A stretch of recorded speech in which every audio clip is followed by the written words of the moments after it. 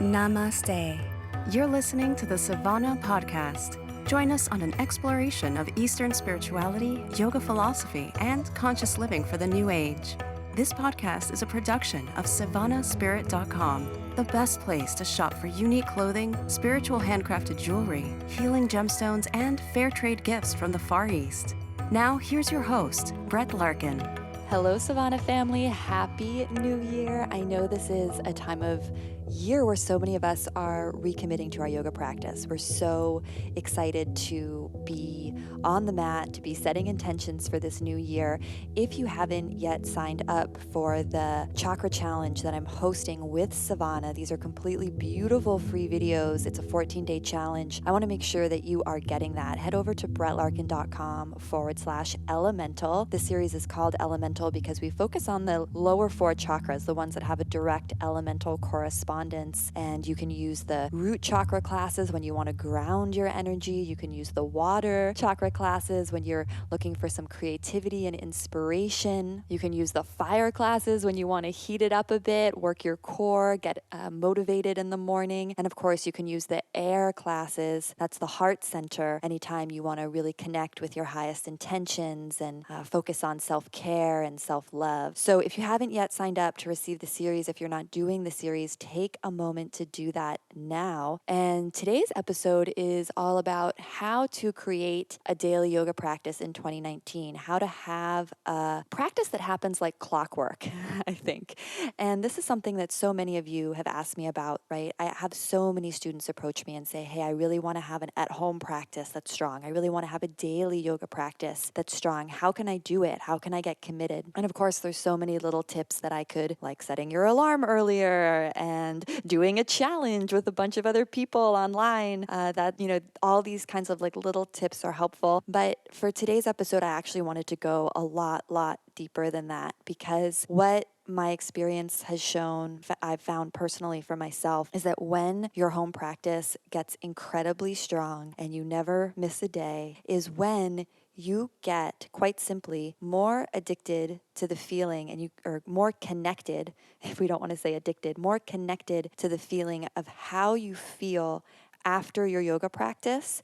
That sensation, those feelings, your craving for that becomes proportionally stronger than your resistance to getting on the mat and to doing the practice. This, my friends, it's a game of proportions. Literally. So you can think of it as like you have two buckets full of energy or two buckets full of water, to keep it really simple. And for most of us, the default is that the bucket that's resistance, so that the bucket that's resistance, right, is the voice that's saying, I don't want to get up early. My bed is so warm. I don't have time to do yoga. The millions of monkey mind excuses your brain will constantly make, right? That's the brain's job. It likes to just kind of overthink, and it's shooting off a million thoughts. The ancient texts say it's 1,000 thoughts per blink of an eye. So as long as you're in a human body, these thoughts are just going to be completely trying to run the show all the time. Kind of like a little yappy dog that's not well trained, that needs to go in its kennel, or, needs to learn how to walk properly on a leash, something like that. So what happens is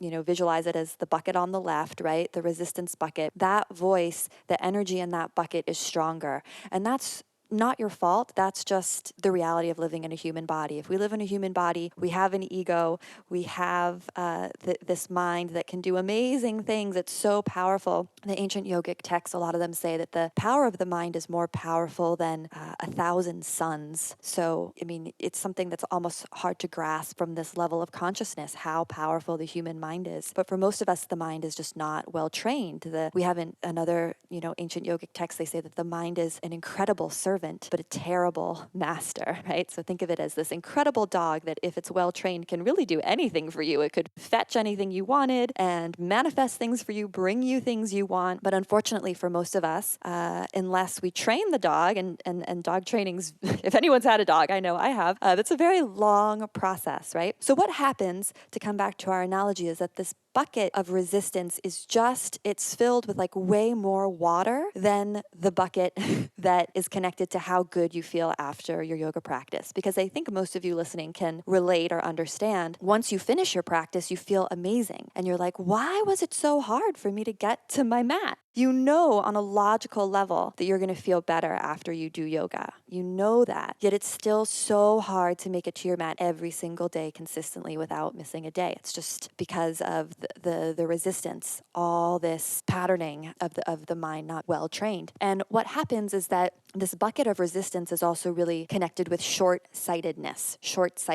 So when I think of this, I think of the short-sightedness of being ajna, sixth chakra, depletion, being depleted, right? Because when ajna is balanced, we have this long-term thinking happening, right? It's almost like we see the world from a bird's eye view. So short-term thinking is very focused on like instant gratification, right? You're craving the potato chips or the ice cream or whatever your vice food is. You're not thinking long-term, right? Like, oh, 3 hours from now, I'm going to have a stomach ache, a headache, maybe need to take an Advil and feel totally lethargic and depleted, right? You're not connected to the long term. You're connected to like, I'm craving this food. I want this instant gratification right now. And that is sixth chakra deficiency, right? Because when sixth chakra is in balance and when sixth chakra is like supercharged, it's associated with clairvoyance, right? You have this huge long-term view of life. So the little things don't get to you that much. And you have this incredible breadth of vision as well. So, you're not so concerned with like all the little mundane things or, someone just, kind of pissed you off. You have such a broader perspective. It's almost like the bird's eye view of life and what's going on instead of kind of stuck in the weeds. So when ajna is balanced, we're able to connect with the fact that long term, we're going to feel better after we do the yoga, or long term, we're not going to feel good if we eat the crappy food, right? But just like any muscle or any energy center, ajna needs to be balanced, right? You need to do this work consistently. Otherwise, it's the short term kind of instant gratification thinking that's always going to take over, especially because that voice inside your head, the little dog that's not well trained, is going to be the one that's barking the loudest. Here we come to the ultimate question, which is, well, how do we do this? You're probably asking, Brett, how do we do this? How do I take it so that the bucket on the left that's full of the resistance, that's the mind more trained in the short-term instant gratification thinking, by no fault of my own. So none of us should have judgment or like self-judgment or hate or be self-critical about this. It's just the nature of living in a human body, right? It's just sort of like gravity exists. I don't like waste time being like, oh, it's so annoying that I can't fly. Just let it go. Right? If you were a different species, you wouldn't have this particular issue, but you happen to be human. So we're always going to have the mind chatter. We're always going to have the monkey mind kind of wanting to take over. It's just a fact. It's not your fault. We just need to train the dog, right? We need to be really, really good dog trainers. So how do we shift so that this energy right now, that the bucket is so full towards the resistance side, how do we like pick that bucket up? And I literally visualize like pouring it so that the bucket that's more connected towards how we feel after our yoga practice is stronger, has more energy, is proportionally more full of water, the resistance bucket. And the answer to this is a 40-day practice. What I suggest is doing yoga every day for 40 days in a row. This is the most profound, potent experience, and it's going to teach you so much about yourself. And if you're immediately feeling resistance to this, that's wonderful. That means that you especially need to do this. And how this works in my 40-day Kriya program is that you don't just do yoga for 40 days in a row. You do the same Kriya, the same specific set of exercises every day for 40 days in a row. So those of you that love variety in your practice, yep, this is going to challenge you because you do the same thing every day for 40 days. And this is an incredible teacher, friends. This is an incredible teacher to do this and do this work. And if you're skeptical or you're feeling resistant, I would encourage you to just try it. Just try it once. You can try it once and then say, that was awful. It didn't work for me. It was terrible. But what I found, and what I found with hundreds, thousands of members in my uplifted community, is that the people who did the 40-day practice, and we move through this as a group at certain times in the year, the people who did it, it's like after you complete that experience, your daily practice is so strong because it takes momentum to get the water from one bucket to the other. And the 40-day Kriya is like the momentum that you need. It's not enough to just do yoga every other day or to kind of dabble in different classes here and there, right? It's not enough. You need to go kind of to the extreme. It's like extreme training. And then once you've done that, it actually becomes quite easy. And for me, after I did my first 40-day Kriya experience since then, I think I can say with authority, I don't think I've ever missed my practice. And I think it's always happened in the morning, which is something that's really important to me. I really like to practice in the morning. It is so ingrained because you shift the water bucket. And then once there's more water, more energy on the side, getting connected to how good you feel after your practice, it's so easy. It's like not doing your morning practice is what becomes harder, right? So a couple other reasons why the 40-day practice is incredible. It keeps you on a plan. You don't get distracted figuring out like, whoa, what class should I do? What am I going to pick? No, because it's the same class every single day. And the way I've structured this in my Uplifted membership is that it's the same class every single day, but I give you different audio tracks of my voice teaching the class. So for the first, 10 or 15 days, it's very instruction heavy. By that point, I know that you've memorized the Kriya. So then the version of the class that you do, it's the same postures, but I don't instruct you so much. I kind of am a little more, saying more subtle things about the postures, not talking as much, minimal cueing. And then the last, 10 or so days, I have a version that just has bells playing, because at this point, you've completely memorized the sequence of exercises. So I've edited and created a version where you can see it on the screen if you need it for a reference, but really you can do the whole thing at that point on your own. And that's really amazing because you get to have this powerful daily practice without a teacher's voice. You just know what to do. And lots of insights come up from just that experience. The other reason the 40-day practice is so powerful is because you get to tell other people in your life that this is something I'm doing. You say, hey, I'm doing this. And if you say to your spouse or your partner, whatever your living situation is, hey, I'm going to do yoga every single day for the rest of my life. You need to, there needs to be time and space made for this. That might be hard for folks. And it's just not a specific enough goal. But if you tell them all, hey, I'm doing this thing called 40-day Kriya. I'm going to do yoga every morning or whenever you're deciding is your practice time for 40 days. And we're going to celebrate when I hit the 40 days. Can you support me in this? And what I found is because it's a finite period, most people are really excited for you and want to step in and help you.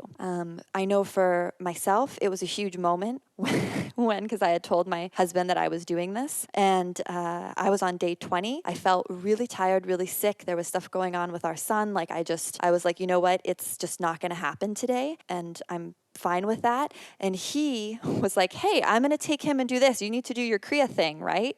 And it was so awesome because he sort of helped create that container and structure for me. So it's really going to get people on board to help you. And then the key part of this that I haven't mentioned yet, which you're definitely not going to like, is that how this works is you have to do the same class every day for 40 days, or you start over at 0. So if you make it to day 5 and skip a day, it's not like you then get to pick up with day 6. No, you have to start all the way back at 0. So that day that I just mentioned where I was just feeling lethargic and tired, I was at day 20 and I was so lethargic and tired that I was like, I don't even care. I just can't do it. I'm bored of the class. I don't want to. I'm literally willing to just start over at 0 and work my way back up to 40, in a couple days. But again, because I had this framework and I had told people in my life that I was doing this, it didn't happen and I was able to make it to the mat. And it's normal. What you'll see the first time you try this is it's really, really expected and normal that you don't hit 0 to 40 your first try, right? Usually you get 0 to 10 and then something happens, you miss a day and you have to start back over at 0. Then sometimes you go you make it 20 days and then something happens, you have to start back over at 0.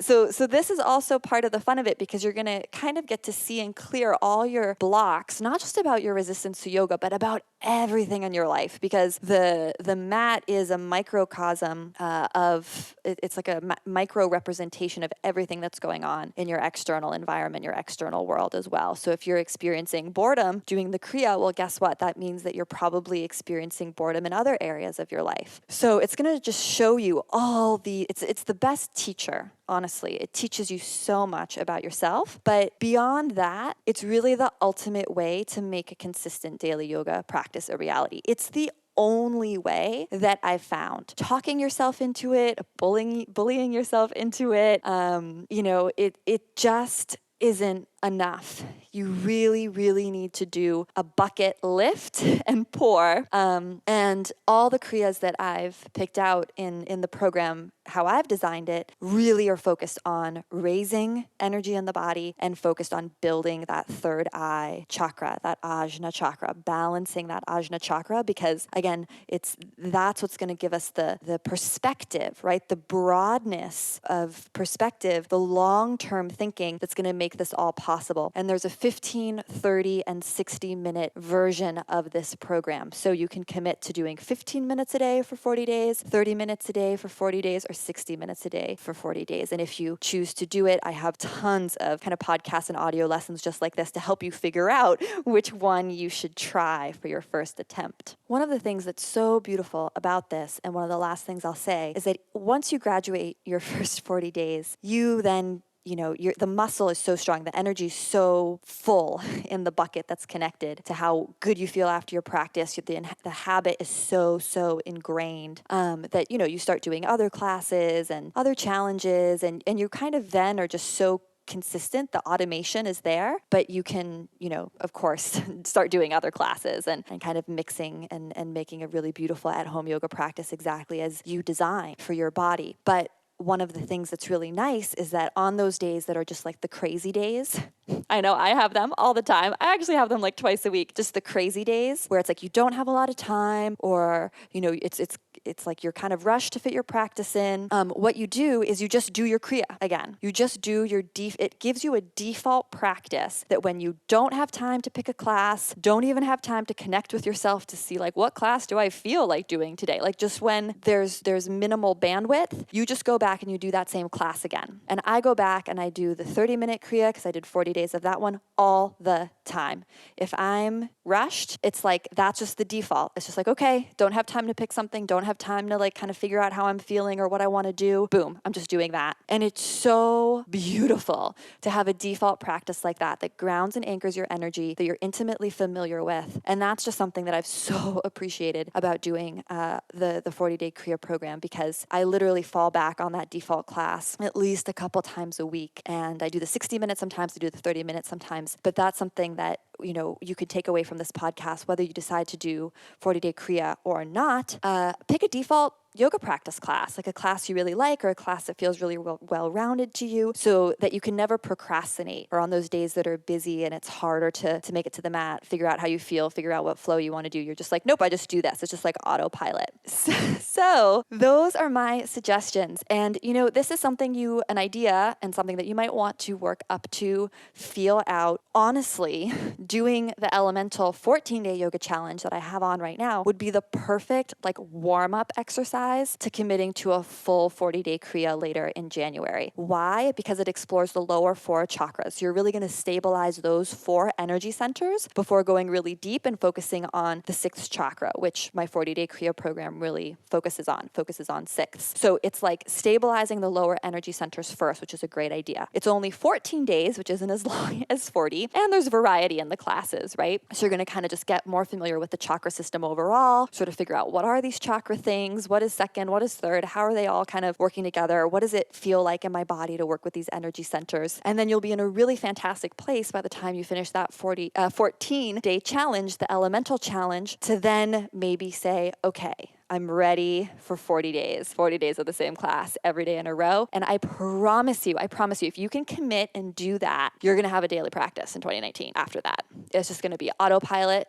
I promise you, if you can make it through the 40 days. And if you're intimidated, don't worry, because in my Uplifted community, this is all laid out. I have a beautiful PDF guidebook that walks you through step-by-step how to do this. Tons of audio guides, kind of like this, where I walk you through which Kriya to pick. And then I have audio motivation actually at key points in the 40 days. So I think it's on day 12 and 22 and 40, or, something sprinkled throughout. You get special audio tracks from me that kind of talk through hey, I know what you're going through right now. And these are some of the blocks you might be facing, or these are some of the things that might be coming up. And so you're kind of handheld. And then, of course, if you choose to join, you'll be with me in a private group and so many other incredible practitioners, Uplifted members from all over the world who've been through this experience. So it's so great because people post all the time being like, hey, I'm doing the 30-minute and I'm experiencing XYZ. And it's like right away, people are like rushing to support, sharing their experience because we have this sort of common language of